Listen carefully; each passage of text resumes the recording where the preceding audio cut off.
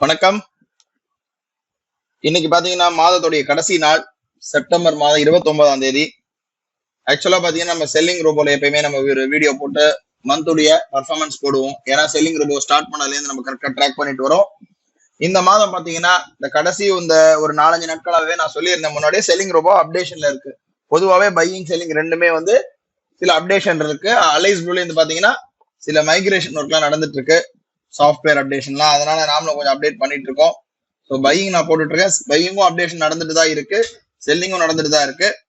இருந்தாலும் இந்த மந்த்ல எப்படி போச்சு இந்த மந்த்ல அப்படின்றத நம்ம ஒரு பார்க்கலாம். எவ்வளவு பர்சன்டேஜ் நமக்கு வந்திருக்குன்றத கூட பார்க்கலாம்.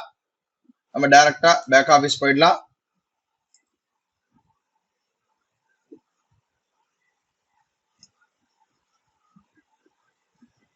PNL போயிடலாம்.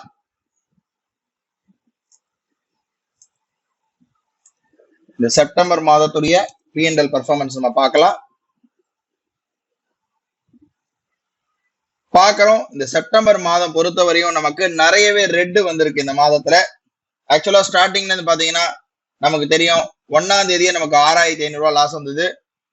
அதோட பாத்தீங்கன்னா 2ஆம் தேதி 2-3 லீவு, 4ஆம் தேதி 4800 ப்ராஃபிட், 5ஆம் தேதி 5000 ரூபாய் ப்ராஃபிட், 6ஆம் தேதி வெறும் 700 ரூபாய் ப்ராஃபிட், 7ஆம் தேதி 6000 ரூபாய் லாஸ் ஆச்சு, 8ஆம் தேதி 620 லாஸ் ஆச்சு. அதே போல 9-10 லீவு, 11ஆம் தேதி 6000 ரூபாய் லாஸ் ஆச்சு, 12ஆம் தேதி 6000 ரூபாய் லாஸ் ஆச்சு, 13ஆம் தேதி 2000 தான் ப்ராஃபிட் வந்தது, 14ஆம் தேதி நியூட்ரல், 15ஆம் தேதி 6000 ரூபாய் லாஸ், 17 லீவு, 18ஆம் தேதி பாத்தீங்கன்னா நமக்கு 705 ரூபா, நமக்கு 19 மார்க்கெட் ஹாலிடே. அதோட 20ஆம் தேதியில இருந்து நான் குவான்டிட்டி கம்மி பண்ணேன். அதாவது எப்படின்னா முதல்ல 10 லாட் எடுத்துட்டு இருந்தோம், அதான் 5 லாட்டா குறைச்சி, அதாவது ஹெட்ஜிங் இல்லாம பண்ண ஆரம்பிச்சேன். ஸோ அதனால 3000 ரூபாய் ப்ராஃபிட், மறுநாள் 3000 ரூபாய் லாஸ், மறுநாள் 5500 லாஸ், ஒரு நாள் 448, ஒரு நாள் 1580, முந்தா நேத்தி ஒரு 5900 ரூபாய் ப்ராஃபிட் வந்தது பார்த்தோம். அதே போல நேத்தி ரெக்கார்ட் பண்ண முடியல, 3000 ரூபாய் ப்ராஃபிட்ல கட் பண்ணியாச்சு. இந்த மந்த் பொறுத்தவரையும் பாத்தீங்கன்னா நிறைய ரெட் வந்தது, அதே போல நிறைய கிரீன் வந்தது. அதாவது நிறைய ரெட் வந்தது, தொடர்ந்து வந்தது. ஏன்னா market W, X, W pattern, V pattern, M pattern எல்லாம் போட்டுட்டு இருந்தது. பட் எனியோ ஓவரால் மாசத்துல பாத்தீங்கன்னா நிறைய ரெட் வந்தது. 1, 2, 3, 4, 5, 6, கிட்டத்தட்ட 7 நாளுக்கு மேல நமக்கு ரெட் வந்தது.